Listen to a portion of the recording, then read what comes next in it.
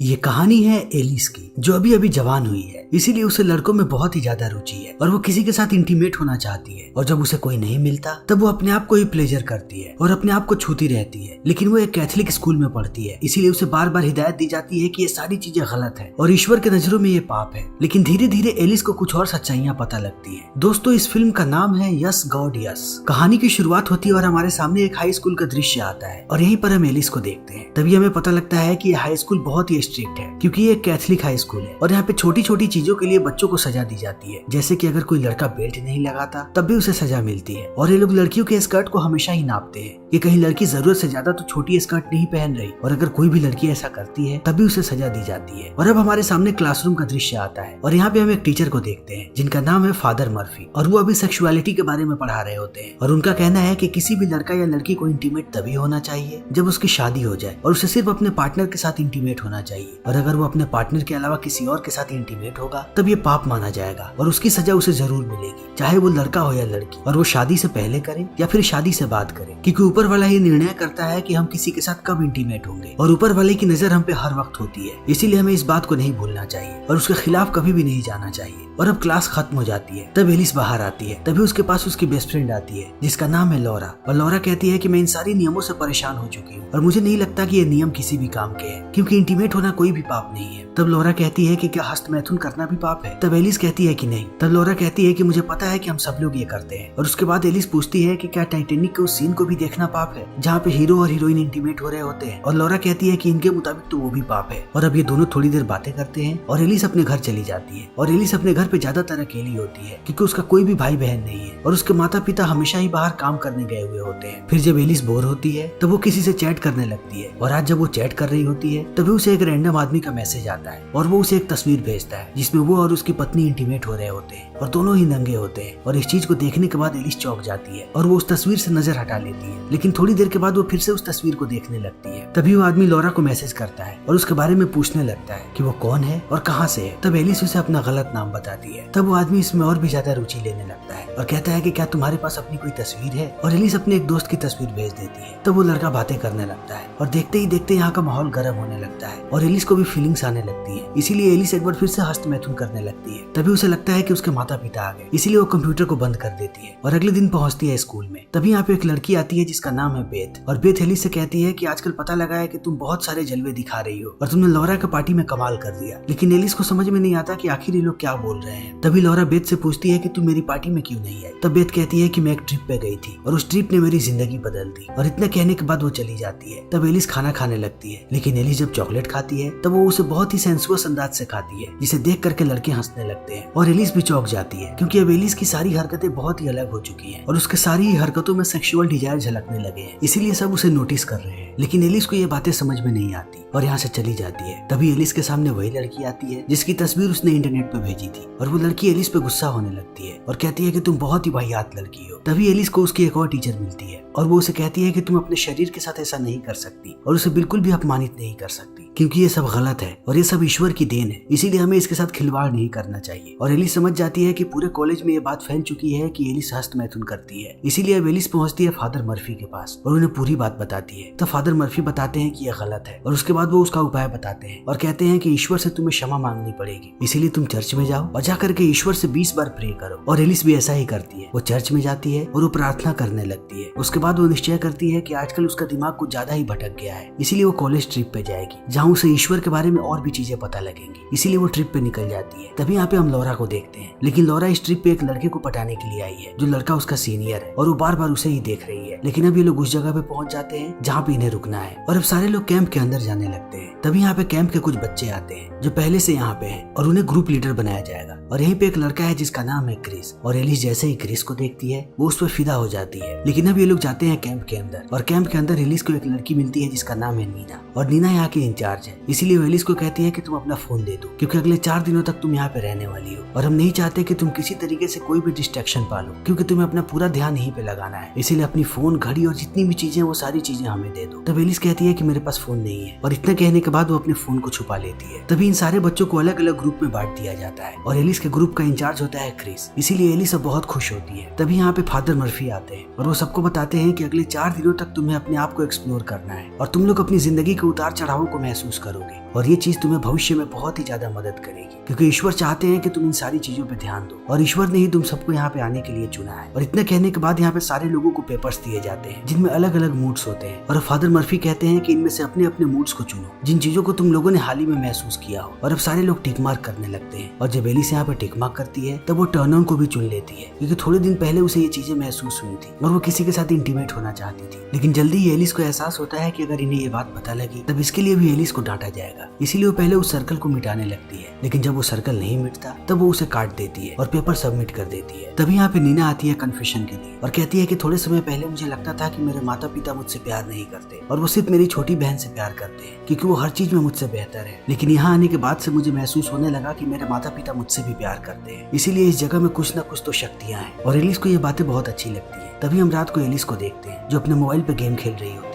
तभी उसे एहसास होता है कि उसे अपने फोन को साइलेंट कर देना चाहिए। फिर वो अपने फोन को साइलेंट कर देती है। तभी उसका फोन वाइब्रेट होने लगता है, और जैसे ही वो इस वाइब्रेशन को महसूस करती है वो उससे ही अपने आप को प्लेजर करने लगती है। लेकिन थोड़ी देर के बाद उसे एहसास होता है कि इस कमरे में क्रॉस लगा हुआ है और क्रॉस के सामने ये सारी चीजें करना गलत है, इसीलिए वो रुक जाती है। लेकिन अगले दिन जब ये सारे लोग ट्रैकिंग पे निकलते हैं तब एलिस जानबूझ के अपने आप को घायल कर लेती है ताकि वो क्रिस के पास जा सके, और क्रिस उसके पास आ भी जाता है। फिर वो एलिस को गोद में उठाता है और यहाँ से लेकर के जाने लगता है, और इस चीज को देख करके एलिस की खुशी का ठिकाना नहीं रहता है और वो क्रिस के साथ केबिन में जाती है और क्रिस उसका बहुत ही अच्छी तरीके से ख्याल रखता है। तभी यहाँ पे नीना आती है और वो एलिस को कहती है कि सबको बाहर ग्रुप फोटो के लिए आना है, और अभी इनकी बातें चल ही रही होती है। तभी नीना वाइब्रेशन को सुनती है और जब वो ड्रॉल को खोलती है तब उसे फोन मिलता है, इसीलिए वो एलिस पे गुस्सा हो जाती है और कहती है कि तुमने मुझसे झूठ बोला। और उसके बाद अब सारे लोगों की ग्रुप फोटो होती है, और ग्रुप फोटो के बाद फादर मर्फी डांटने लगते हैं एलिस को और कहते हैं कि तुमने फिर से नियमों का उल्लंघन किया है और तुमने यहाँ पे फोन छुपाया है, इसीलिए तुम्हें सजा मिलेगी और तुम्हें इस पूरे जगह की सफाई करनी पड़ेगी। फिर एलिस यहाँ की सफाई करने लगती है, और जब वो सफाई करते हुए फादर के कमरे में पहुंचती है तब उसे वहाँ पे एक कंप्यूटर नजर आता है और वो देखती है कि यहाँ पे आसपास कोई नहीं है, इसीलिए वो इस कंप्यूटर पे फिर से चैटिंग करने लगती है और वो एक लड़के से हवस के बारे में पूछती है। तभी उसे लगता है कि कोई यहाँ पे आ रहा है, इसीलिए वो तुरंत कंप्यूटर बंद करके भाग जाती है। लेकिन वो जैसे ही बाहर जाती है उसे नीना मिलती है और कहती है कि सारे लोग सच कहते हैं कि तुम्हारे अंदर बहुत ही ज्यादा हवस है। और इस बात को बोलने के बाद नीना चली जाती है और अब 3 दिनों का वक्त हो चुका है इस कैंप में। और जब ये सारे लोग बैठे होते हैं तभी इनके पास मर्फी आता है और कहता है कि किसी ने मेरे कंप्यूटर का इस्तेमाल किया और उसके बाद उससे चैट भी किया, इसीलिए तुम लोगों की भलाई इसी में है कि मुझे चुपचाप बता दो मेरे कंप्यूटर का इस्तेमाल किसने किया। लेकिन कोई भी इस बात को एक्सेप्ट नहीं करता, इसीलिए मर्फी कहता है कि ऊपर वाला सारी चीजों को देख रहा है और इसकी सजा तुम्हें ऊपर वाला देगा। और इतना कहने के बाद अब वो सारे बच्चों का इंटरव्यू लेने लगता है ताकि उसे पता लग सके कि कंप्यूटर का इस्तेमाल किसने किया है। और जब एलिस की बारी आती है तो मर्फी उससे कहता है कि पूरे कॉलेज में तुम्हारे चर्चे हैं और तुम्हारे हवस के बारे में भी, और मैंने तुम्हारे पेपर में देखा था कि तुमने अपनी फीलिंग में टर्न ऑन को भी सर्कल किया था। तब एलिस यहाँ पे बहाने बनाने लगती है और वो मर्फी से कहती है कि मेरे बारे में बहुत सारी अफवाहें फैलाई गई है कॉलेज में और ये सब मेरे कुछ दोस्तों ने किया है, इसीलिए आपको इस बारे में ज्यादा नहीं सोचना चाहिए और मैं एक अच्छी लड़की हूँ। और इतना कहने के बाद वो निकल जाती है और वो अपने एक क्लासमेट से मिलती है जिसने इन सारे अफवाहों को फैलाया था और कहती है कि तुम्हें सबको बताना पड़ेगा कि हमारे बीच कुछ भी नहीं हुआ था और तुम ये अफवाहें फैलाना बंद कर। तब वो लड़का कहता है कि मैं कुछ नहीं जानता। तभी वहाँ पे मर्फी आ जाता है और वो उस लड़के को लेकर के चला जाता है और एलिस अपने क्लीनिंग में लग जाती है। तभी एलिस खिड़की से देखती है कि नीना एक लड़के को किस कर रही है और किस करने के बाद वो दोनों इंटीमेट हो रहे हैं। और इस चीज को देखने के बाद एलिस चौंक जाती है और उसके हाथ में एक झाड़ू होता है। तब वो झाड़ू से ही अपने आप को प्लेजर करने लगती है और प्लेजर करने के बाद वो लौरा के पास जाती है और उसे पूरी बात बताती है कि नीना यहाँ पे क्या कर रही थी। तब लौरा विश्वास नहीं करती एलिस पे और कहती है कि तुम्हारे दिमाग में सिर्फ यही सब चलते रहता है और तुम्हारे जितना हवस किसी में भी नहीं है, इसीलिए आज के बाद तुम मुझसे बात मत करना। और इतना कहने के बाद लौरा चली जाती है। तब एलिस को बहुत ही ज्यादा गुस्सा आता है और वो उस लड़के का ब्रेसलेट चुराती है जिस लड़के ने उसके बारे में अफवाह फैलाई थी, और वो उसके ब्रेसलेट को ले जाकर के फादर के कंप्यूटर के पास रख देती है ताकि सबको उस पर शक हो। तभी उसे कुछ आवाजें सुनाई पड़ती है और एलिस जाकर के छुप जाती है। तभी यहाँ पे फादर आते हैं और वो आने के बाद अपने कंप्यूटर को ऑन करते हैं और उसके बाद वो एडल्ट वीडियो देख करके हस्त मैथुन करने लगते हैं। और इस चीज को देखने के बाद एलिस चौंक जाती है और वो बाहर आ जाती है और उसे एहसास होता है कि सब लोगों ने कुछ कुछ छुपा रखा है और सबके अंदर ही हवस है, इसीलिए वो जाती है क्रिस के पास और क्रिस को किस करने लगती है। तब क्रिस भी उसे किस करता है और ये दोनों धीरे धीरे इंटीमेट होने लगते हैं। तभी क्रिस को एहसास होता है कि ये सब गलत है, इसीलिए वो यहाँ से भाग जाता है। लेकिन अब एलिस इन्हीं सारी बातों के बारे में सोच रही है। तभी रात में ये लोग बोनफायर बनाते हैं और उसके आसपास बैठ करके एंजॉय करने लगते हैं। लेकिन एलिस अपनी ही दुनिया में खोई होती है, इसीलिए वो कैंप को छोड़ करके भाग जाती है और सुनसान सड़कों पे चलने लगती है। तभी उसे एक बार नजर आता है और वो बार के अंदर चली जाती है और यहाँ पे उसकी मुलाकात होती है एक औरत से जिसका नाम है जीना। और ये भी दोनों बातें करने लगते हैं और अब बातों ही बातों में जीना अपनी कहानी एलिस को बताती है और कहती है कि एक समय था जब वो भी कैथलिक हुआ करती थी, लेकिन एक वक्त के बाद वो सारी चीजों से तंग आ गई क्योंकि हर चीज के लिए उसे डराया जाता था कि अगर तुम ये करोगी तब तुम नर्क जाओगी, अगर तुम वो करोगी तब तुम नर्क जाओगी। इसीलिए नीना इन सारी चीजों से तंग आ गई। और अब इन सारी बातों को सुनने के बाद एलिस भी इन बातों से कनेक्ट कर पाती है। इसीलिए वो कहती है कि मैंने टाइटैनिक में एक सीन देखी थी जिस सीन में एक्टर और एक्ट्रेस इंटीमेट हो रहे थे, लेकिन मुझे बताया गया कि मुझे उसके लिए भी नर्क की सजा मिलेगी, इसीलिए मैं परेशान हो चुकी हूँ। तब नीना कहती है कि सबके सीक्रेट्स होते हैं और कुछ लोग सीक्रेट्स छुपाने में अच्छे होते हैं और कुछ लोग सीक्रेट नहीं छुपा पाते हैं, और जो नहीं छुपा पाते दुनिया उन्हें ये गलत समझती है और समझती है कि उनके अंदर हवस है। और इतने कहने के बाद वो कहती है कि चलो मैं तुम्हें कैंप छोड़ देती हूँ। और अब वो एलिस को कैंप छोड़ने आती है, लेकिन जब एलिस जा रही होती है